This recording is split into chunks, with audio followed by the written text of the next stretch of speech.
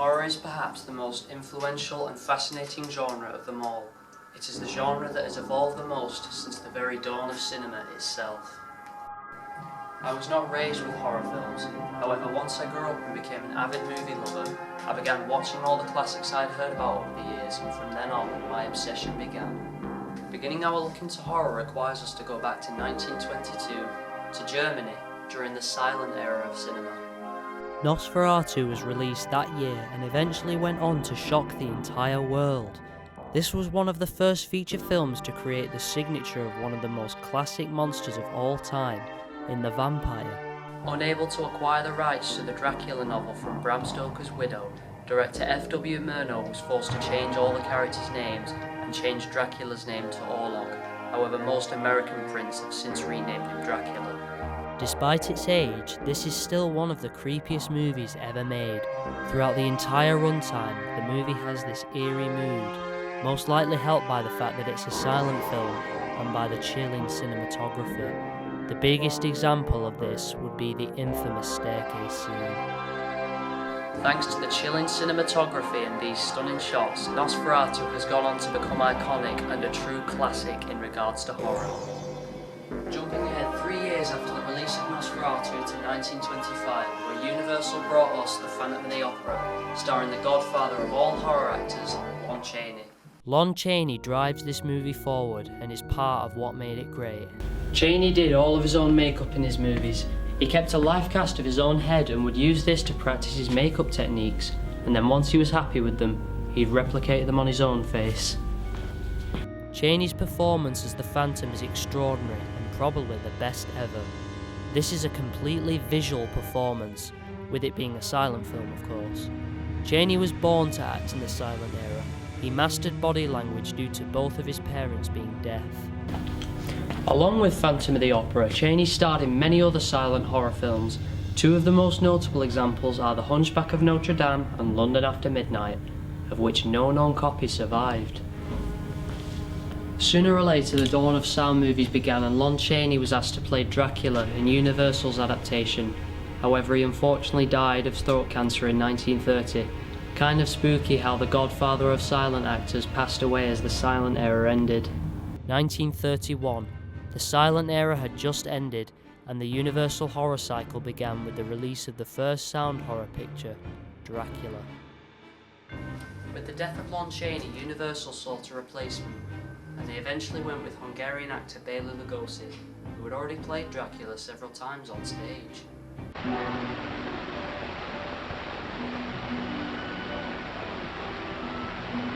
I am Dracula. Lugosi was the perfect choice for the role. He commands and drives this movie. He has an evil presence. His drawn-out delivery and unique accent would forever become associated with the Dracula character. Lugosi was so dedicated to the role of Dracula that he was famously buried in the cloak when he died in 1956. True dedication.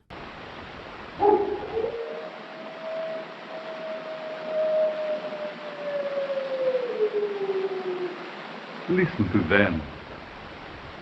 Children of the night. What music they make. Because sound movies were new at the time, they didn't think to add music. As a result of this, in the long drawn-out sequences where there is no dialogue, there is hardly any audio at all. However, I find that this, combined with the fact that it's in black and white, only adds to the creepy atmosphere. Dracula was released on February 14, 1931 and was a hit at the box office. Audiences everywhere were blown away by the first sound horror picture. Little did they know that later that same year, Universal would release another hit. It's alive! Oh, it's alive! It's alive! It's alive! It's alive! Oh, in the name of God! Now I know what it feels like to be God! Frankenstein was shot several months after Dracula and was another huge leap forward for horror. With the success of Dracula, Bela Lugosi was up for the role of Frankenstein's monster. He even auditioned for the part. However, once the audition was shown to director James Whale and Universal executives, they all found it unintentionally funny and denied him the part. Humiliated, Lugosi decided from that day forward that if anyone were to ask him about him auditioning for the monster in Frankenstein, he would give the false story that he turned the role down because he thought it took little talent to play the part. With Lugosi out of the equation and shooting drawing near, British director James Whale needed to find an actor suitable for the monster. Then one day, he found his actor. Whale was sitting in the Universal canteen one day when he found the perfect actor for the part. That actor in question was Boris Karloff, and while Bela Lugosi as the monster would have been interesting, I have to say Karloff was definitely the better choice.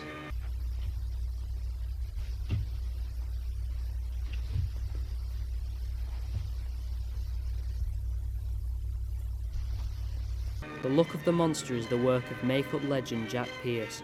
In Mary Shelley's novel, the description of the monster was very vague, so the look of the monster in the movie was pretty much original. However, it has gone on to be iconic in how everyone views the monster. The following year, 1932, fresh off of his success with Frankenstein, Boris Karloff starred in Universal's next horror film, The Mummy. Karloff played Imhotep, the Mummy. This also marks him as the first actor to have played multiple of the classic monsters.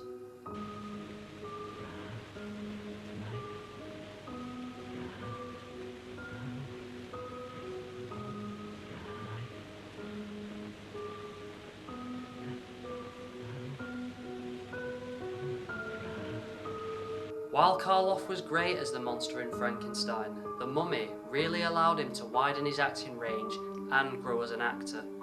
The Frankenstein monster made him known to the wider public. The Mummy, however, certified his status in Hollywood and in the horror genre. January 1935, James Whale was back on the lot at Universal Studios, hard at work on a follow-up to Frankenstein. He'd been tempted back with the promise of complete creative control. I think you know why I am here, Henry. All the necessary preparations are made. My part in the experiment is complete. Dr. Pretorius seems to be the central focus, played by Ernest Thesiger, an old friend of James Whale's. Some say the part of Pretorius was intended for Bela Lugosi or Claude Rains. However, conflicting reports say that the role was made specifically for Thesiger. Pretorius is a very unique character for 1930s cinema. It's highly hinted that Pretorius is a homosexual character with an obsession for grotesque heterosexual reproduction, which is what fuels him to seek out Frankenstein and suggest creating a mate for the monster.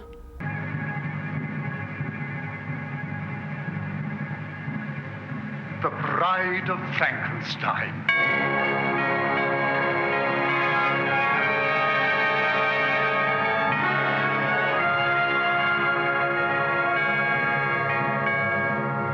Elsa Lanchester plays the bride.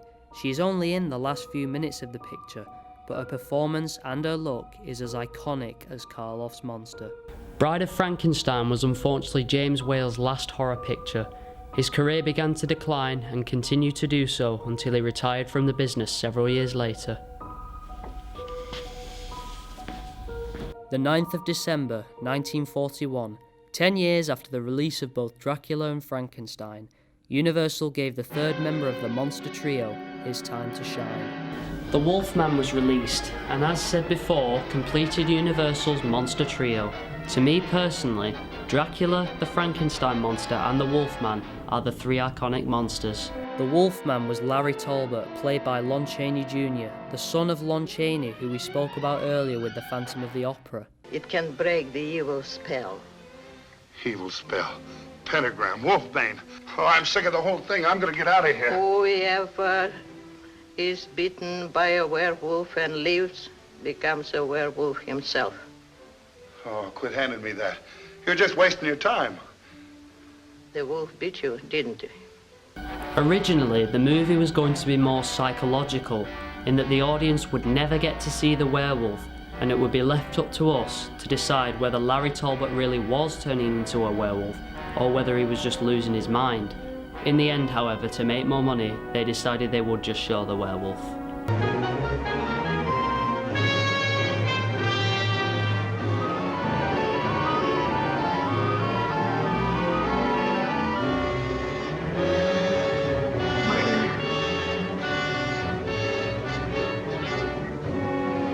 Something I always loved about the Wolfman is how different he is to Dracula and Frankenstein.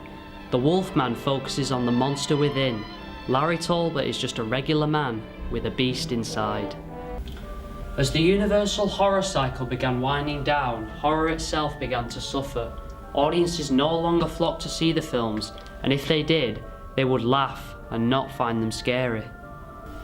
Horror cinema was dead for several years, but just like in horror films, just when you think the creature is dead, it returns stronger than ever.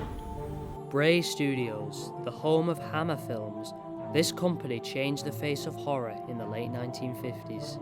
At first, Hammer only made films based on popular radio dramas, but before long, they were ready to take a big step forward and make their version of Frankenstein. After a vast search, Hammer found their monster in little-known actor Christopher Lee, who was a great height of 6'4".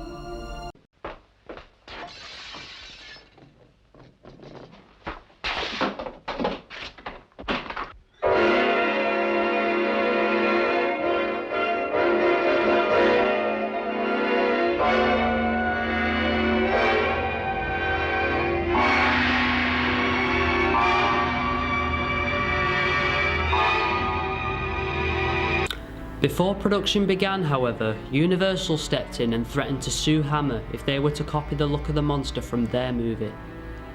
Backed into a corner, Hammer was forced to create their own look for the monster, and not only that, but their own story. The biggest difference from Universal's was the focus on Baron Frankenstein, played by Peter Cushing, who was far more villainous than in Universal's version, but is without a doubt my personal favourite version of Frankenstein. I would like to show you a painting just before you retire. It's this one at the top of the staircase here. It was purchased by my father and illustrates one of the early operations. If you step back a little, you'll see better. Look out, Rebecca, look out!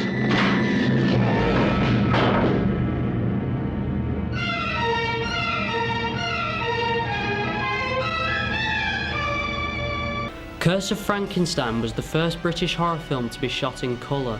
The film's use of colour was very innovative for the time. After Curse of Frankenstein, Peter Cushing played the Mad Doctor a further 5 times. However, each film was a significant decrease in quality, with Cushing's performance being the only thing that remained consistently good. But I have escaped the guillotine, and I shall avenge the death of my creation.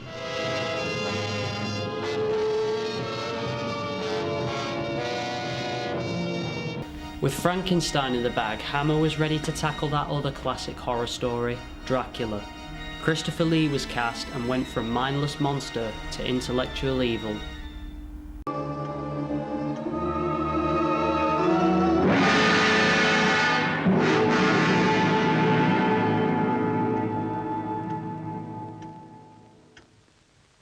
Mr. Harker, I'm glad that you've arrived safely. Count Dracula? I am Dracula, and I welcome you to my house. I must apologize for not being here to greet you personally, but I trust that you have found everything you needed. Christopher Lee played Dracula with a dual personality. To start with, he was a kind gentleman, but before long, he was revealed to be a blood-drooling beast.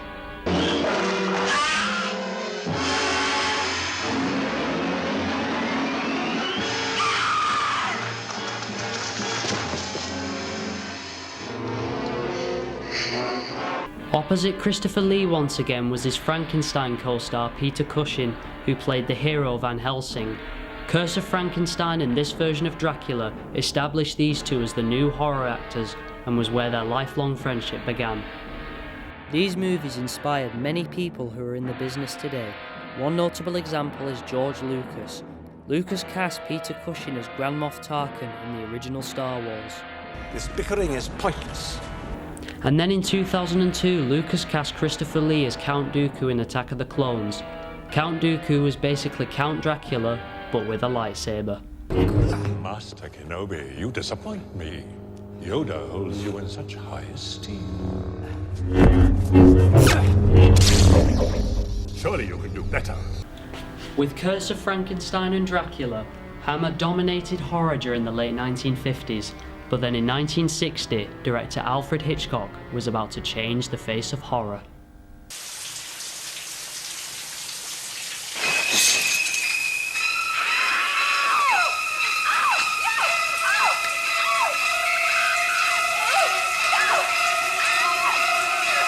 A lot of the films we've covered so far have dealt with the supernatural, things that could never exist in real life.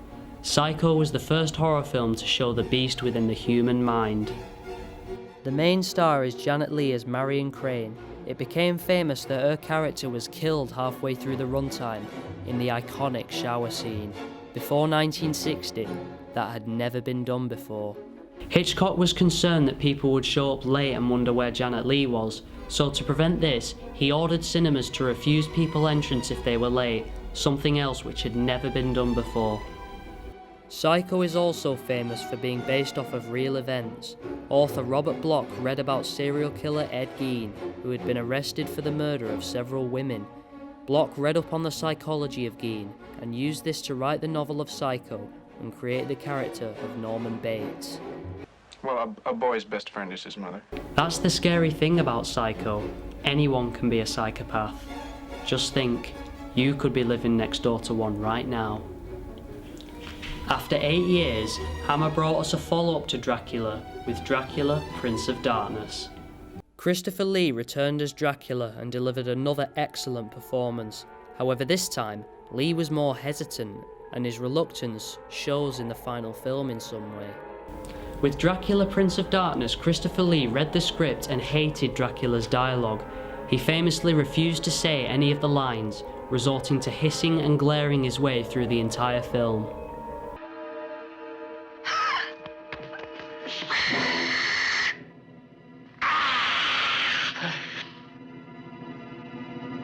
Christopher Lee felt that after 2 films, everything that could be done with Dracula had been done, and that in the later films, they were just writing the scripts and shoving Dracula in wherever.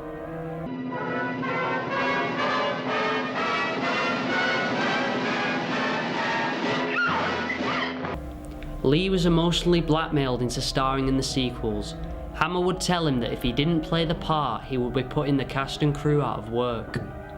And I got hysterical telephone calls from Hammer saying, "What's this I hear about you saying you won't do this?" It's happened 3 times, 3 films. I said, "No, I'm not going to do it. I don't have to. I don't want to." "You've got to. You've got to. You have to. You must." And I said, "Why?" They said, "Because we've already sold it to the Americans with you in the part," which annoyed me a bit. And then, which I'll never forget, "Think of the people you put out of work if you don't do it." Well, that's a dreadful thing to say to somebody. So I can truthfully say the only reason I made 3, 4, and 5, or whatever it was because all the crew were my friends. It was like a family. It really was. And I wasn't going to put them out of work. I couldn't. Christopher Lee couldn't bear the idea of putting his friends out of work, and so reluctantly returned for 5 sequels to prevent this from happening. Well, then let's introduce ourselves. I'm Damien Karras. And I'm the devil. Now kindly undo these straps. If you're the devil, why not make the straps disappear? That's much too vulgar a display of power, Karras. We've covered a lot of horror films today, but The Exorcist is the dictionary definition of a horror film. Upon its release in 1974, it was crowned the scariest movie ever made.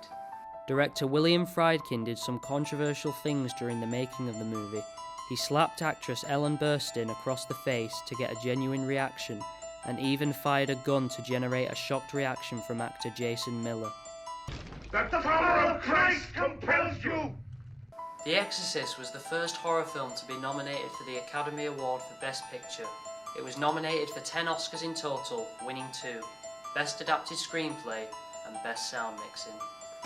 Slow ahead. I can go slow ahead. Come on down and chum some of this shit.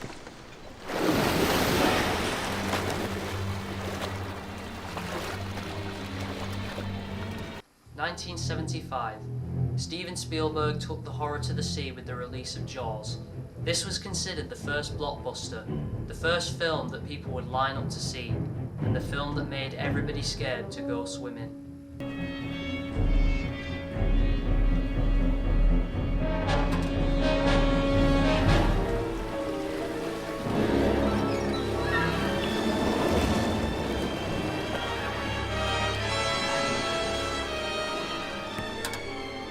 That's a 20-footer. 25. Jaws was a staggering success. It launched Steven Spielberg's career and was the highest grossing film ever until it was dethroned in 1977 by Star Wars. 1978 saw the release of one of the most successful low-budget films of all time, John Carpenter's classic, Halloween. After Psycho started the slasher genre in 1960, Halloween was the movie to resurrect it and really make it famous. Of course, every slasher movie has a killer, and the killer in this movie is the iconic Michael Myers.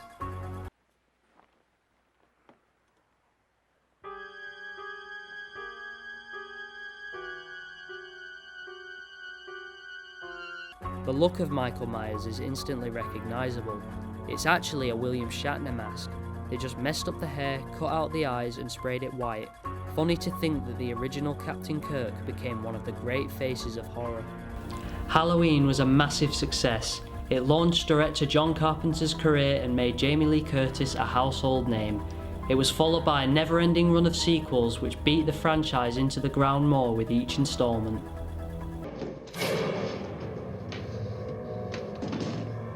Wendy, I'm home.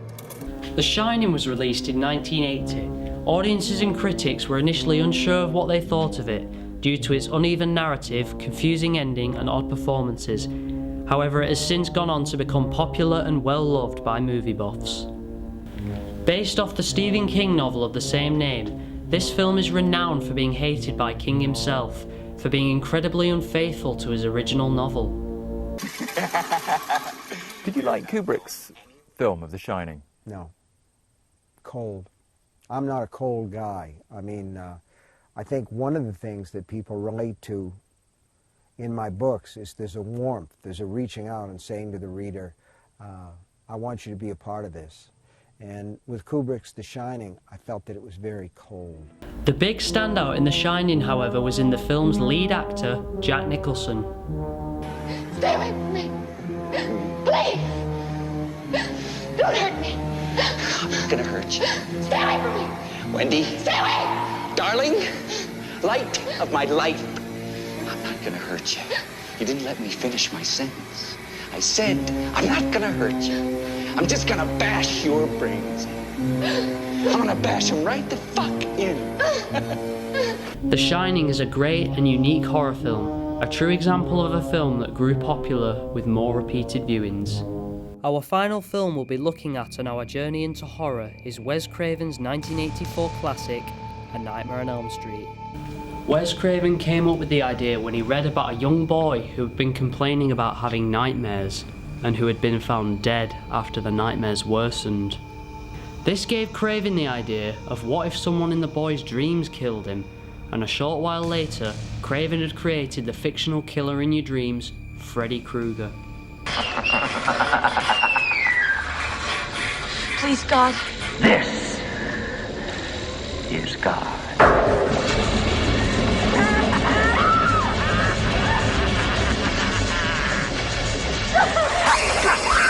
Played by Robert Englund, Freddy Krueger is terrifying. The idea of a killer waiting for you in your dreams is so creepy. After all, when else are you more vulnerable than when you're asleep? Watch this.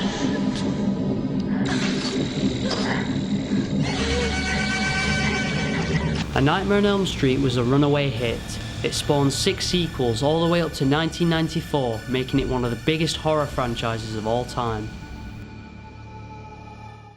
Well, that was our journey through the history of horror films. It's remarkable how much the genre has changed over the decades, and it'll be interesting to see how much more it evolves going into the future.